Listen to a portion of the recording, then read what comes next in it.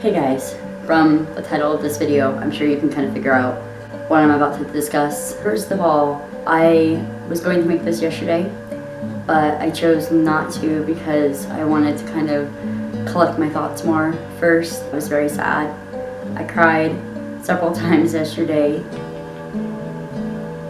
It's just shocking and heartbreaking, and it's a little hard to even know what to say even now.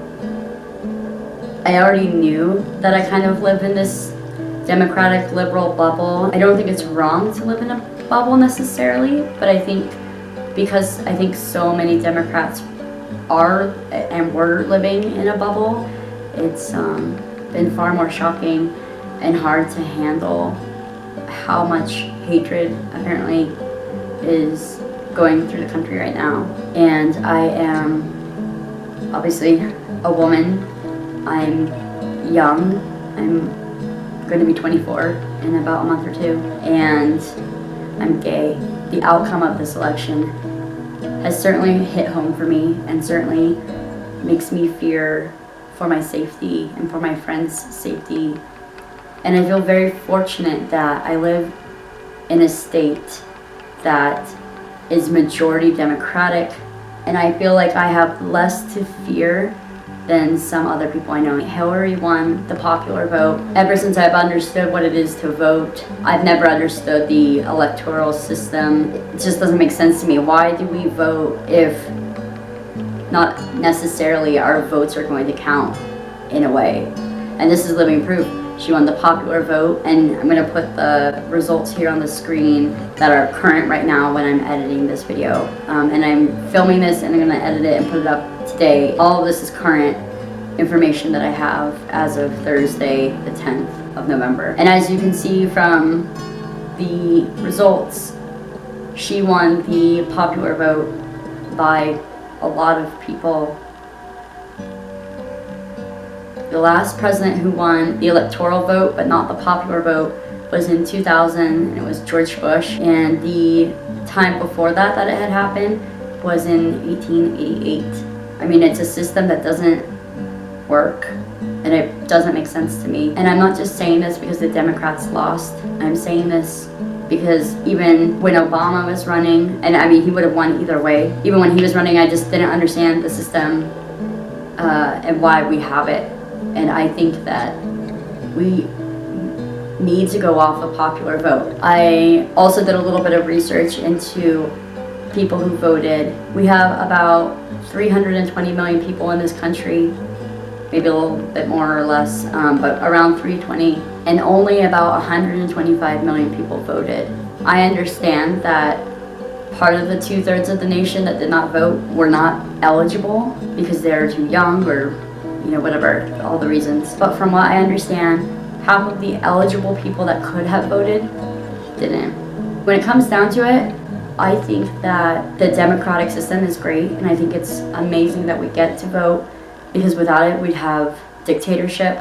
So even though I'm not happy, and I'm scared, and I'm sad that he won, I'm not exactly mad like some people are, because to be mad, that just takes back the fact that I think that we have the right to vote means something and is important and matters. When you went in to vote, or when you mailed in your ballot, we weren't just voting for a president.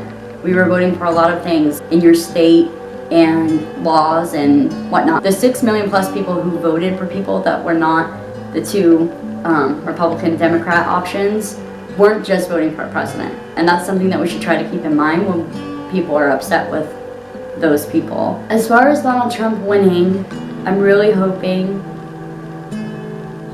and trying to stay positive that he's going to do a good job and not completely ruin everything that this country has. I'm really hoping that a lot of the promises he made were all for show, and because he thought it would be an easy way to win because of how much hatred and stupidity there is in this country, and that he's not actually going to follow through with some of the really extreme and scary things he's promised.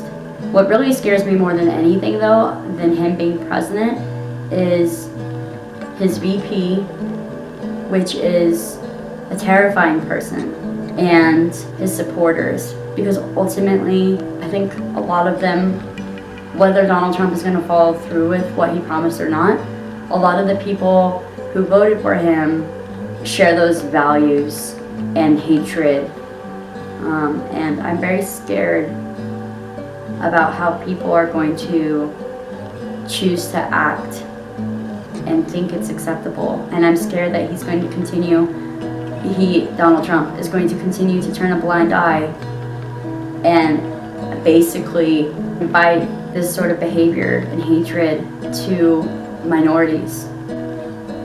I think what we need to focus on more than anything at this point is take time to be sad, to be upset, to be hurt, to be scared, to be confused and stunned and whatever else. But try not to be mad, because I feel like being mad is going to lead to hate. And we're better than that. We're better than stooping to their level and filling this world with more hate than it already has. Hating the Republicans and hating the people who voted for him and hating him isn't going to help. It's important to stand up for our rights and not take what rights we have for granted, and to do our best to keep them from being stripped. You know, obviously all of this is my opinion, and I know that not everyone feels the same way I do. For all of those afraid and scared, and especially the young people who didn't even get a say in this election, that this is going to highly affect your lives, as well as everyone else's, but especially because you didn't even have the chance to vote and have a say. I just really hope that there aren't hate crimes and violence like I'm scared there's going to be, and that everyone stays safe and unharmed and remembers to put out love and not hate, because it's not gonna help. Very last thing I wanted to say, even though he'll never see this, I'm sure, is thank you to President Barack Obama for everything that you have done, everything that you have fought for my rights, for my privileges, for my safety. I don't take that for granted. I'm gonna do my best to make sure that you didn't do it for nothing. Our future at this point is up to us to defend. Thanks, guys.